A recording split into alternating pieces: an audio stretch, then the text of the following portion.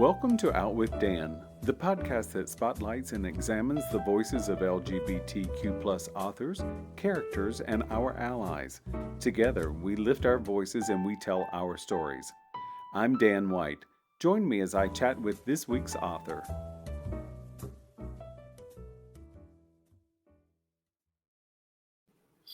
Hello and welcome to Out with Dan. I'm so excited to talk to David Morrel about his life and career. Welcome, David. Thank you. Thanks for having me. It's my pleasure. David is an Edgar Anthony Thriller and Arthur Ellis finalist and a McCavity winner. He has written over 30 novels, novellas, and comic books as well. You've done just about all of it, David, both fiction and nonfiction. Yeah, I like to explore. I have several nonfiction books. I have a writing book. I have a book of essays called Stars in My Eyes, My Love Affair with Books, Movies, and Music. And I have the novels, and I also have written, more than 70 short stories. And wow. I also worked in the movie business and TV business. And as you know, the comic books for Captain America, Spider-Man, and Wolverine. You've been a busy fella, Mr. Morrell. It's a long career. People say, oh, he's cranking it out. But my first novel was published in 1972. That was First Blood. And so this is 52 years later. And if I haven't, it's my occupation. If I haven't been generating some things, some books take a couple of years, some books do not. Some stories come quickly, some do not. Everything's relative. And for me, it's the work. I just want to get it right before I send it off. And so I don't think I've done that much, to tell you the truth, given that we're talking about a half century here. Oh, I think you've been very prolific. You've just been, and you've gone at so many different genres. You haven't just had one. You've been across the board. Do you have a favorite? I know that's sort of like asking to pick a child, but do you have a favorite? Well, but I'll back up to show how that happened. These days, you can't do it if you're a professional author. And I think of this as a vocation more than an occupation, but I do, we are in a commercial enterprise. And if you're a publishing author, these days, publishers and agents do not want you to move here and there. And my first decade, I wrote out what could be called outdoor action adventure. First Blood is a good example. And the next decade, in the 80s, I wrote espionage. I became fascinated by the espionage genre and invented something new in it, a cross between the British and the American versions. The British had accurate tradecraft, but no action. The Americans had lots of action, but tradecraft. And so I tried to combine them, and then I did something different in the 90s and so on. And my recent books, as you know, my agents said, what are you doing? They are absolutely historical Victorian mystery thrillers. And if I had to pick those three set in 1854, 1855, I've never enjoyed myself as much as when I wrote those novels. And it was a shock to come away from them to be working now in something else. So, but each of them is, it's like your children. Like, do you have a favorite kid? No. Well, and I think so. I love to get down a rabbit hole about. I'll think about someone or some event, and then I, go on the internet and I look about it and I go down a rabbit hole. Some people don't like history. So for them, going down a rabbit hole isn't as interesting as it is for me. I assume you must be similar to me in the fact that if you set something in the 1850s, you have to immerse yourself in that. So what about that particular period attracted you? Well, a lot of it was personal, as you know, but perhaps your viewers don't. My 15-year-old son, Matthew, died from a rare bone cancer in 1987. And years later, in 2009, my 14-year-old granddaughter, Natalie, died from the same rare bone cancer. And that year, our daughter, it was her daughter who had died. And, we're 1 degree removed, though, loving her nonetheless. And she had found a film about Charles Darwin and his grief for the death of his daughter, and how he could not move forward in writing Origin of Species. And as a footnote, it's interesting, his wife, who was the mother of this child, who was a devout Christian, told him that it was God's will that the child had died in order to stop him from writing Origin of Species. So we'll just let that sit there. But Sari, our daughter, had found it. So I watched the movie, and I'm having a little trouble remembering the title. But in 2/3 of the way through, a character shows up who's one of those thankless people in a story, whose only job is to deliver a message. And he says to Charles Darwin, "You know, Charles, there are people like Thomas de Quincey who believe we can be controlled by thoughts and emotions we do not know we have." Well, that's Freud. Yes. But this is set in the early 1850s, way before Freud. So I had known about de Quincey as the author of the very, at the time, sensational Confessions of an English Opium Eater. But I thought, what is this Freud? So the movie was over for me. And as I dug into de Quincey, I discovered he invented the word subconscious. He invented what I think Freud lifted from him. Mm-hmm. And so I, in a way, escaping from grief, I went back to 1854. So and there were days when I thought it sounds crazy, but I'd done so much research, I could imagine being there. And so that was essentially where I went. And once I was, as you say, it's a rabbit hole. And I don't understand people who don't like history, because history is how we learn not to be stupid. Thank you, David. Thank you. And so, and the more the stuff I found, for example, Charles Dickens, many, many novels, he took for granted so many things about Victorian society that he never put into the stories, the way we wouldn't have somebody say, "Oh, there's this new thing called Starbucks." And you wouldn't believe it, because people would say, "What the hell are you talking about? We know about that." Well, in the Victorian era, at the time that I'm writing this book, a woman of means, her clothing weighed 43 pounds. Wow. And the reason for that is hoops had come into style, and they were either metal or whalebone, and that all had to be covered, because the things that they flipped up. And then underneath there had to be undergarments for modesty. So the woman is wearing undergarments as if the hoop skirt is not there. Then she's wearing the hoop skirt, and that took, I believe, 30 yards of material to cover. Wow. So they were dragging around an enormous amount of weight. And Dickens would never have commented on that, because everybody knew, but we don't know. So I just love putting those factoids in, and I had invented a omniscient narrator like Dickens so that I could say all this stuff. Well, and it's, we have it so easy, but when you talk about the weight of a garment like that, women should have definitely been the stronger sex, because men didn't carry around 43 pounds of garments. They sure didn't. And or the fact that window blinds were closed, because the Victorian had a thing about private and public personalities. And when they went into their home, the blinds went down. It was very rare that you could be walking down the street and actually see into someone's home, say in London. Wow. And I think about how important to me sunlight is. And I think to myself, I don't like to be closed inside where I can't see sunlight. I mean, for me, sunlight is very important. It is for all humans, because it's healthy. We get vitamin D from it. And so, but that's a very unique factoid I did not know. And they had, your home, the idea was that you would never intrude on the private part of someone's home, so that everybody had secrets, probably more benign than not. But this, and there was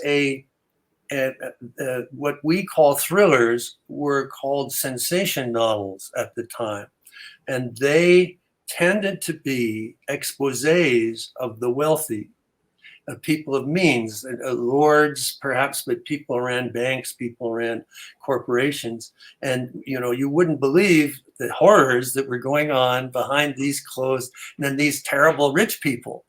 And it just fascinates me that and so in one house you might have the people who lived upstairs, downstairs, reading these about like what goes on upstairs, and then the upstairs people were saying, "Well, what are they saying about us?" And then they started reading the books. They were bestsellers because they had 2 built-in audiences. Wow, that's cool. I like that. And I don't think, in some ways, some things haven't changed. The wealthy and the powerful spin their own stories, and then we read them on the internet. And of course, everything on the internet is true. There's no fabrication. Well, you said that, because I have heard that there's this disinformation that's on, and I am shocked. Me too. I just can't believe it. I did read that you're from Canada. Is that true or false? No, I'm from Canada. I grew up in a small community, Kitchener-Waterloo, near Toronto, about an hour drive away. And I was raised, I had my BA in Canada. And then when I was 22, I moved to the United States to study with a Hemingway scholar named Philip Young at Penn State University. So tell a little bit about that. So what about this scholar, or was it Hemingway that drew you first? It was both. I'm sorry, I'm cutting you off. You didn't. It was both. The college I went to was St. Jerome's College. It's now a university. And it had a very small library. And I had been reading Hemingway, who had died or somewhat earlier, a year or two earlier, and committed suicide. And I thought I should learn about this guy. So I'd been reading, and then I thought maybe I'll read a critical book. Well, the only critical book then published was by Philip Young. And it happened to be there in that library. And I spent, when I wasn't in class, most of the day reading it. And as a scholar, he sang. His prose, I felt as if he was talking to me, and how rare that is for a scholar. It's like reading Robert Caro these days, the Power Broker and the Lyndon Johnson biographies. And I was so enraptured that I am married to the same woman, but I was married back then. And she was teaching high school history. She was pregnant, and our daughter, would-be daughter, would come in the spring. And I said this crazy thing to her: what would you say if, after the baby comes, you quit your job and we'll go to the United States to study with Philip Young? Now any normal person would have said, I don't want to be married to you anymore. Get out of here. But my wife, who has a similar adventurous spirit, said, let's go. So, and what happened was, shortly after we arrived, I became his graduate assistant. And then after that, his then wife died. And he was unable to teach and maintain his house. And he hired my wife to be his housekeeper. Nice. So we, for a year, until his circumstances changed, for a year, except on weekends, every night, we were a family eating with him and his young son. And this is, I don't know of any circumstance. And he was like the Hemingway guy, along with a man named Carlos Baker, who was at Princeton. And so my education was of a whole different level. And I loved the man as if he was a father. He was, and God knows we needed the money. So it was, and there we were eating free every night, and my wife was also getting a certain amount of money a month in order to, do what she was doing, the laundry and things like that. So it was, the whole secret to me is searching for fathers. My father died in combat when I was too young to know him. And so in a way, my whole life and career has been father figures whom I worshiped and who helped me and taught me. So, here again, you've sort of touched on a theme that writing has been very cathartic for you. Because I think by crafting characters, you get to choose how they influence you. Because as an author, you're crafting these people, and you're crafting people that you need in your orbit. Do you think that's a fair assessment? It is. One of the other father figures, another Philip Klass, his pen name is William Tenn, and he was a noted science fiction writer of the time. And Penn State had done the weird thing and hired a professional writer to teach writing. This is weird. So he was very helpful to me, and he had a theory that we each have a dominant emotion, but that it isn't always clear to us, I think to most people, what that dominant emotion is. He compared it to being a ferret darting around inside us, not wanting to be found. But he said, for you, I think your dominant emotion is fear. And indeed, I'd had a rough childhood, and I was in an orphanage and a lot of other things. And I knew what fear was. And he suggested that would be a good thing for me to write about. And wow. He said it would not be fear of fire or heights or drowning, it would be an existential fear. It would be, and so I started in that direction. And basically, he was suggesting that each of us, if we are meant to be a writer, have a story only we can tell. And that advice was very valuable. He and another writer named Donald E. Westlake, noted crime writer who also wrote under the name of Richard Stark, a professional thief named Parker. They both suggested that I go to a bookstore every month when the new titles came in and read just the first pages.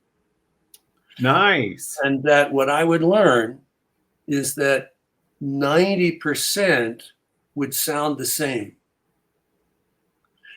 And the other 10% wouldn't only sound different from the 90, but from each other. And he said, that is the goal.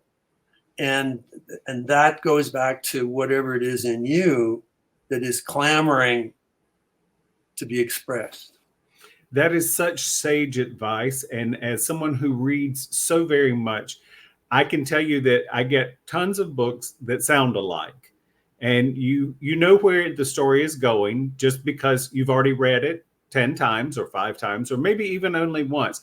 But then comes across my table or my desk something that's different, and my hair stands up. Yeah. Because as I've told some people, I read their Library of Congress number because I want to make sure I didn't miss anything from front to back. Because they have something to give to me that speaks to me. That's why when anyone says they don't read, I think, oh, how poor is your life that you don't read? Because you get the opportunity to live someone else's life and world. I don't understand people who do not read. Among other things, we used to tell our children that we put words out of our head all day long. At night, we have to put the words back in. Oh, I love that. And after all, unless we engage with other people intellectually, which in most cases is difficult because of the transient nature of our day-to-day behavior, but books are that. Unless we do that, our ideas will always be the same. We will not grow. We will not become. And to add one other thought, reading novels is the only way I know that we can learn empathy. Because in novels, our minds are trained to enter into the personalities and thoughts and emotions of other characters, yes, but when we read, they feel like real people. And so ideally, that would make us, as we interact with human beings, actual people, that we would know, we would keep that habit. And when somebody says something to us that sounds a little weird, instead of saying, oh, that's, we say that, you know, why would you say that? Tell me about what your motive is. And in that way, we can learn things. And at the same time, they can learn about me, and perhaps together come up with things that are constructive. I totally agree. And I think the thing is, so let's sort of, I think to sort of touch on that. So Rambo is one of those people who doesn't leave anyone behind. So, you know, in education, there's been over the years, there've been that phrase of no child left behind. Right. And I think that, you know, we do get to experience all of those emotions. The fear of being left behind is a real big thing. And it's like, so if we don't read, we don't, as you say, form those empathies that we really need to make our life much more enriched. Right. And in fact, mentioning First Blood is an excellent example. The novel has alternating viewpoints. Rambo looking at Teasel, the police officer, and Teasel looking at Rambo, who just doesn't look right to him, and who isn't behaving the way a police officer expects somebody to. And so as we read the first section with, let's say, Rambo looking at Teasel, we say, yeah, that damn cop. But then when we enter the policeman's viewpoint, we say, well, who is this kid? And the novel alternates A, B, A, B, A, B, until at the end, we're so confused, we don't know who to identify with. We do not know who the main character is or who is in the right. And the answer is none of them is, because they didn't try to understand each other. And the novel was basically my allegory about the late 60s, early 70s, when there were several hundred riots in the United States due to racial issues and Vietnam War issues. We had Martin Luther King Jr. assassinated, Robert Kennedy assassinated, and on, and the famous police riot at the Chicago Democratic Convention. So the novel was really about people refusing to say, wait a minute, why are you saying that? Why do you, and not being emotional about it, to say, convince me.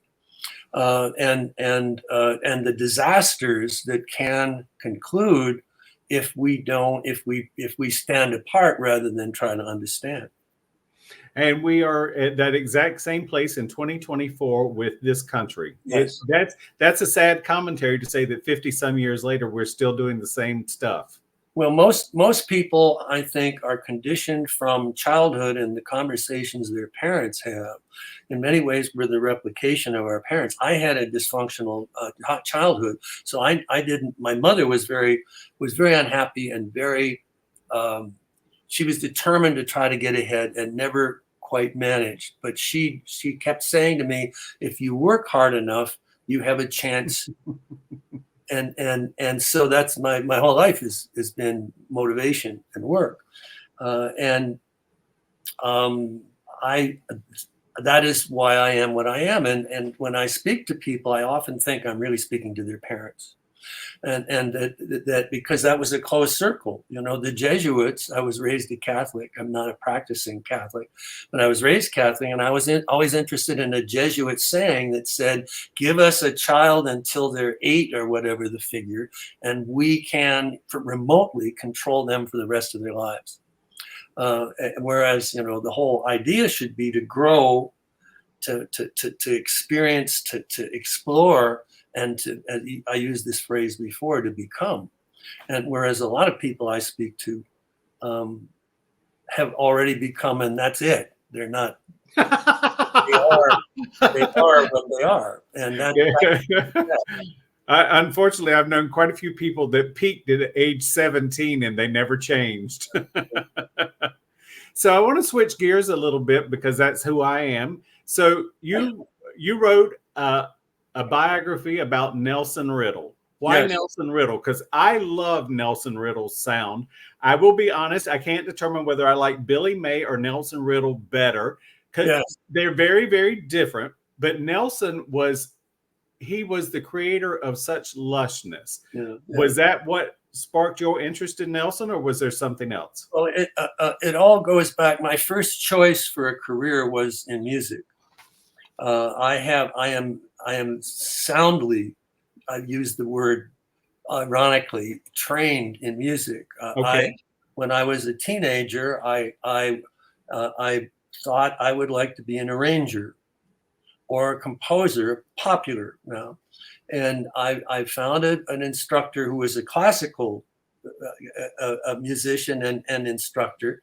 And he taught me theory, harmony, counterpoint, orchestration.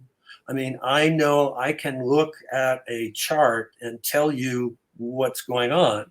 Wow. And I have an idiot savant ability. Not so much anymore. My hands are shot from too much typing. But I played the piano for dance bands at a time before rock and roll. And I could transpose that, or, you know, if you look at a music score, at the top there are E flat seventh or C minor sixth and what have you, which to, you know, somebody's not trained, that's gibberish. But I could read those chord symbols, just the E flat seventh.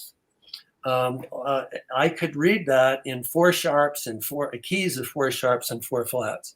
So dance bands loved me because if somebody got sick, if their pianist got sick, without needing rehearsal, I couldn't do solos. I could do block rhythm chords. Wow. And I could go in on the spot and read their charts because I just knew it. And so I became interested in orchestrators of the time, Don Costa, who discovered Paul Anka and did some great arrangements for him, and then went on to work for Frank Sinatra, and Nelson Riddle, who worked for Frank Sinatra, and Billy May, who worked for Frank Sinatra. And somehow all this came together, but Nelson had the best sound. Nelson, it was a lighter sound. He liked to lift. Structure is everything, and he saw he'd put strong bass in, and then he'd layer his orchestration so that they each element of each instrument with a higher sound, they built and built and built until he was lifting everything with the strings. And I just thought that was amazing. So I wrote a short book about Frank Sinatra as a singer. And then I thought, well, I should do something not quite as ambitious about Nelson, because Nelson basically retrieved Frank's career after it all went to pieces when he left his first wife and chased Ava Gardner and collapsed. He went out on stage and he opened his mouth and blood flew out. Oh, wow. He had a throat hemorrhage and he had to rebuild himself. And Nelson helped him do that. So I just thought it would be interesting to. I feel an identification with his sound and what you were describing. He has the ability to stand on his own, to do an orchestrated album that doesn't have a singer, but he happened to be able to do something with singers that was just magical. I mean, honestly, his work, I think it's Ella Fitzgerald swings not lightly, gently with Nelson, is probably the loveliest orchestrations I've ever heard in my life. I love Ella, but Nelson made Ella sound classier than she already was. Nelson just had this ability. He did what? 3, 4, I forget how many albums with Ella. It wasn't just 4. one. No, he did 4 with Ella, and his work with Rosemary Clooney is just magical. Well, they had an affair. They were, you know, as you might expect, because of the intimacy of the arranger vocalist relationship. And one of the last, I guess the last album they did, they'd broken up. They knew that they couldn't, because of family issues and the whole complexity of it. And so when she's singing her poignant love songs, she's actually expressing grief and regret because they're going to have to not have their relationship anymore. Nat King Cole, he worked with. He worked with Oscar Peterson. He did a jazz album with Oscar Peterson, and in one of the most influential parts of my life, he did the score each week for the TV show Route 66. And as you know, anybody who talks to me for any length of time knows that Route 66 changed my life. That watching that series about two young men in a Corvette convertible traveling across the United States, searching. And they were written, most of those 86 of 112 episodes were written by Sterling Silliphant, very distinctive name. And I worshiped those scripts. And then I established a relationship with Sterling. He's my third father, along with Philip Klass, and Sterling Silliphant. And then, so Nelson was intimately involved with Route 66. So that was another strong appeal. Absolutely. And the music for Route 66 is simply off the charts, to use a musical term. Roundly off the charts. That's it. And off the charts with perfection. Yeah. And then to sort of tie it back into your writing a little bit, he also did the soundtrack for Batman, which is a comic, and you wrote comic books. So it's a big amalgamation there. It's a wonderful thing. I love it. Did he get the Oscar for The Great Gatsby? It's been a while now. He did receive an Oscar. And let's not forget that he worked for, damn. Oh, Linda Ronstadt. Yeah, I don't know why, but Linda Ronstadt, he did 2 albums with her using orchestrations that he used for Frank. So that was, you got to respect Linda for absolutely doing various things. And she is such a talent of herself. I mean, just an amazing talent. So, and to go far afield, Linda worked with Jimmy Webb, and so Jimmy Webb is one of the great popular composers. I mean, the sophistication of his music and his lyrics, and he did, so many of her songs as well. Yes. Yep. Absolutely. This has been so fun. I can talk for about 3 more days if you want to keep going. No, we're good. This is interesting. So wonderful. If you have a little more time, keep going. I do have a little more time. So it's I find that just as with books, music is such an influential part of my life. Mm-hmm. And I think that, to be able to dig through music, as with Nelson Riddle, and to dig through books and to learn things. And I think that both reading and music speaks to the soul, and it does make us empathetic towards others. Just the simplest of things. Well, yes. It speaks to a different dimension within us. Again, it makes us fuller. I see my obligation as an individual human being. My obligation to myself is to become fuller each day. And I do. My wife is constantly amazed by this. It's one of the few things that I retained from my Catholic education. Traditional Catholics at the end of each day have an examination of conscience in which they review the day just before they go to bed, and they decide what they did well, what they didn't do well, whether they were cruel unintentionally, whether whatever, in order for the next day to be better. And that happens to me every night. And my wife is always saying I'm never satisfied, and it's true. I'm never satisfied because it can always be better. And I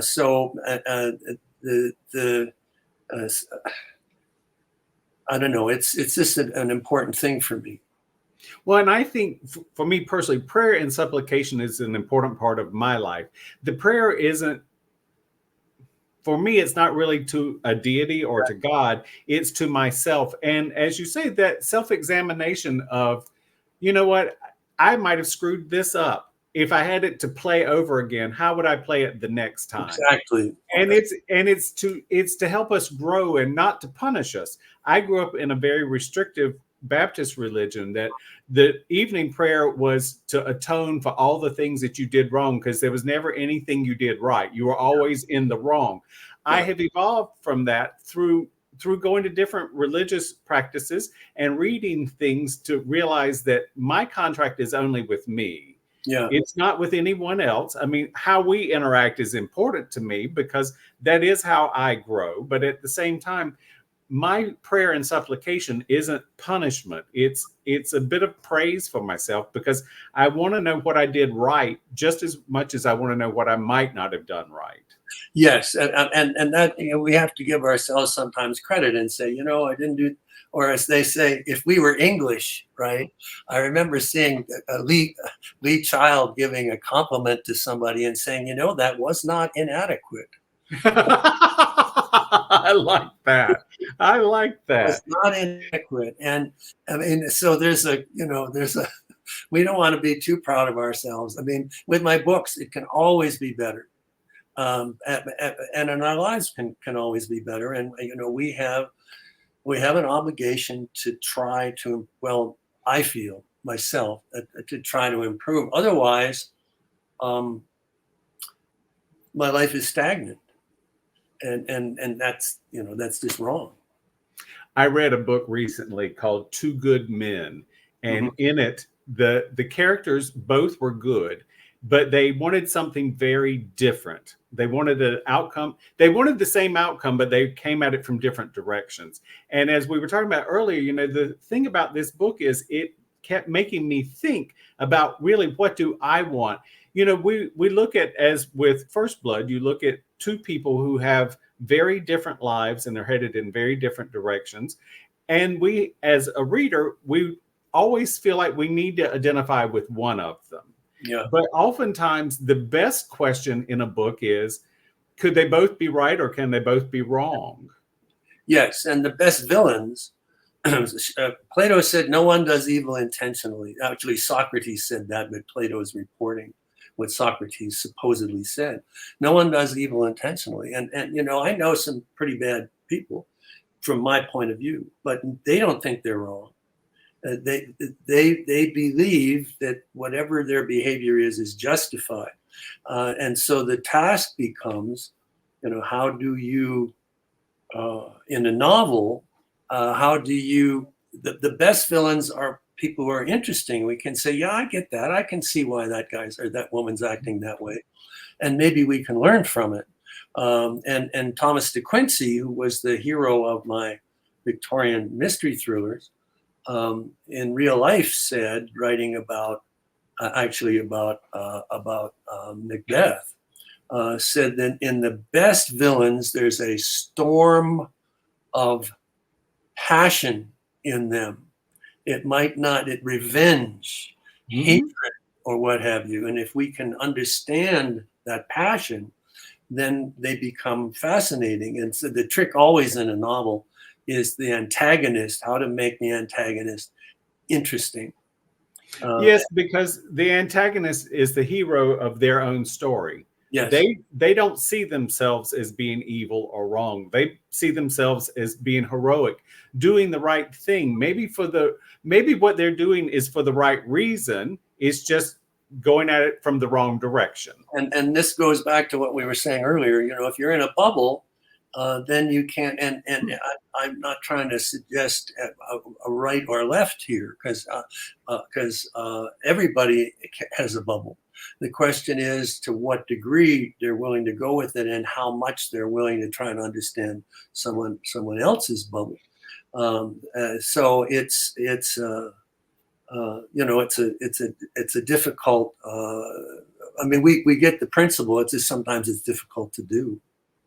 I totally agree. I'm sad I didn't have you as a professor. I think I would have enjoyed myself. What I used to say at the end of a term, and I had some of my classes had 250 students. I was because I didn't do discussion groups. I welcomed as many people as possible. They could ask questions because I never used notes, so they could ask questions. I have an ability to speak in public, so it's handy. But I used to tell them that I didn't expect they'd understand, they'd remember everything I said, but that I hoped they would remember my attitude. Oh, and that the attitude was one to grow, to be curious, learn, and that goes back to Route 66 and Sterling Silliphant. So, you know, he was like my Jesuit. He captured me when I was 17, and he still has control over me. You know, it's funny because in sort of preparation for this interview, I was thinking, because I know you were a professor for quite some time, and I thought, who were my influential professors when I was in college? And it is unique in the fact that it wasn't, I think they were the professors that empowered me to think I could be better than I was at that moment without a guilt trip, but to simply empower me to do better. And it's an amazing thing because just as a professor in college, simple things like reading novels elevates us to thinking better than we thought yesterday. And if you can be good with language, a lot of people who are in technical, when I taught at Penn State, I mean, it's sort of the University of Iowa, I had people from the law school. I had students from dentistry. I had students from the medical school. And what I had advertised was what I seemed a strange thing to say. I called it a cultural survival course. So that when you came in, if you went through one of my classes, you would know a lot about a bunch of things. And that if you were an accountant, if you were a dentist, who does sometimes a lot of talking while somebody's mouth is crammed, or a dental hygienist particularly, that I would give them things to think about and to say. And so we talked about, it's like what I was saying about stars in my eyes, my love affair with books, movies, and music. And without these in our lives, what do we have to talk about? And so my students came to my classes for that sort of thing, and I just loved it. I love that. So now that brings up something else. See, unlike you, David, I have to make notes. Where's my camera? There's my camera. I have to make notes because we're talking about your life and your career. So I do have a question. Will you tell the audience about the National Outdoor Leadership School and what that has meant to you? The National Outdoor Leadership School is an organization that came out of the Outward Bound movement. And the Outward Bound movement was basically they'd put you, say, on a beach with a few primitive things, and you'd be there for the weekend with some help, you know, to survive. And a man named Paul Petzold felt that that was inadequate, that people shouldn't be inventing themselves, that there should be an instructor to teach you. So the National Outdoor Leadership School, which was, and may still be, which was then based in Lander, Wyoming, had courses around the world about boating, about mountaineering, I took what they called the wilderness survival course.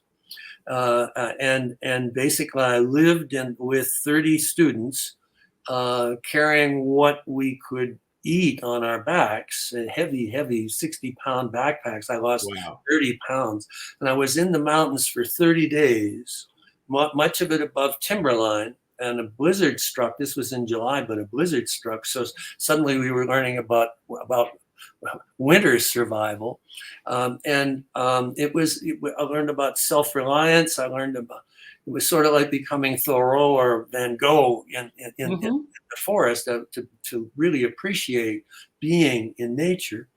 And I did that for a book called Testament, in which a man would be forced to spend a winter. People are hunting him, and he has to spend a winter in the mountains. But that just stayed with me. I've used it over the years in other books, and it just stayed with me. You know, again, that self-reliance. I mean, I know that the rule is you can go 3 minutes without oxygen, 3 hours without heat, 3 days without water, and 3 weeks without food. Wow. And if you are in the mountains, if you can keep warm, the chances are you can walk out. And you might be drinking some water out of a stream. And in those days, we drank out of the streams. But these days, I think you'd get kind of sick. But I know about the food because for the graduation exercise, they showed us a point on the map where we were to meet people who would take us back to civilization. And that was over a mountain range. And that was 3 days away. And while we had water, we weren't supposed to eat. Wow. Wow. If somebody was desperate, we did have fishing tackles, so you could, and there was lots of fish. Or there were so many, in fact, I saw somebody go in with a stick and hit one over the head and take it out. There were that many fish. Wow. I suspect not anymore. and so I know that for 3 days, without eating, but drinking water and on the go, not just standing, I lost 30 pounds. And then we get down there and they had all this food waiting for us, and that didn't feel right to me. And people were rushing toward them and cramming hamburgers, and oh my God, the vomiting. Oh yes, yes. And I took one banana and I chewed that sucker for 2 hours, and it took me days before my digestive system, got back to the way it was. But it was, and you can they have sailing at NOLS, NOLS, if the people are interested. You can take sailing NOLS classes, very instructive, and also, pushing a little bit to what your capabilities would be in a natural setting. I think it must also spark a little bit of internal intelligence in the fact that you have to navigate and you have to run all these, what I would call geometric formulas on, if I go here and I do this with food and work. So you're creating this activity within your brain that you may not use on an everyday basis, because every action causes a reaction, but every misstep can cause issues along the way. So I will say that I am probably would never do that, David. So my hat is off to you. At my age, I don't know if I'd do it either. But one of the things that I took from it, it's so easy to say, oh my God, what's happened? Oh, somebody broke this, and oh my heaven. But I mean, what they said is sit down, just take a breath. Like, what are my options here? What are instead of, immediately rushing into, and in later life, I have been in circumstances where serious stuff has happened. People have been injured or what have you. Physical things have occurred with an automobile or what have you. And I just say, okay, slow down. That's right. That's right. Take a breath and figure out, because what you do now is going to have consequences that you might not be able to reverse. Whereas if you'd gone in this direction, it would have been easier. And the rule in the mountains was find a stream and go downhill. Right. Eventually the stream will take you to people. Yes, in real life, if you look at like in rural areas, the train always goes along the river, and it always goes somewhere close to a road at some point. There's either an under or an overpass at some point. So I'm always listening. Not on the train tracks. That's it. Absolutely. Sometimes I do sort of, I'm going to say I snicker sometimes. I see these people who are lost in the woods and stuff, and I'm thinking, you were probably a city person that did not need to be out here without a guide. Sometimes you got to get some water. Absolutely, absolutely. David, do you have a website or social media you'd like to share? I do. I have a website, davidmorrell.net. That's important.net.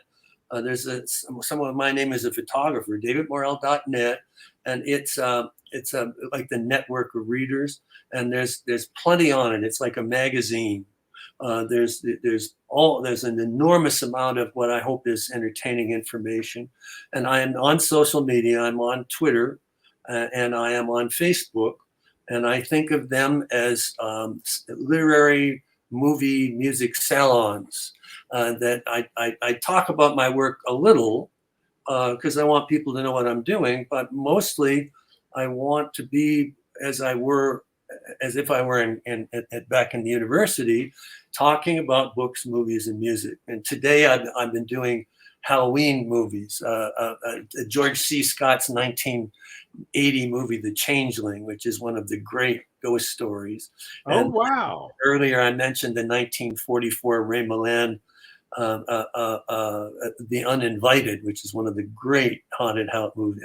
I'm fond of haunted house movies, and Bob Hope's The Ghost Breakers, which is a haunted house movie from what is that, 1939? Maybe it's Wow. 1940. Anyhow, so that's the sort of thing that we do on I don't know the addresses. Somebody'd have to go on and look for either on Twitter or on Facebook. I'll list it in the show notes for us. Thank you. Thank you so much for joining me, David. This has been an absolute pleasure. Oh, it was fun. It was very enjoyable especially talking about the music. I agree. Come back and we'll do it again. We'll get in further into Nelson. How's that? Very good. Wonderful. David Morrell, what you reading? Well, I'm reading a book. I just picked these up, so I'm afraid I can't give the author's name, but one is called The Wildes, as in Oscar Wilde, and it's about the background to his notorious law suit and then the trial for sodomy, as it was called at the time, and the effect that it had on his family, on his wife and his 2 children. And I'm reading another book. This is apropos of Halloween, called North Woods, which is a great haunted house story, which starts in the 1600s when the house is first built out of rocks, and then how each generation it's added to, and how it accumulates the personalities and tragedies that have happened there. And it's just a wonderful book, North Woods and The Wildes. Lovely. Thank you so much for the recommendation. Thank you.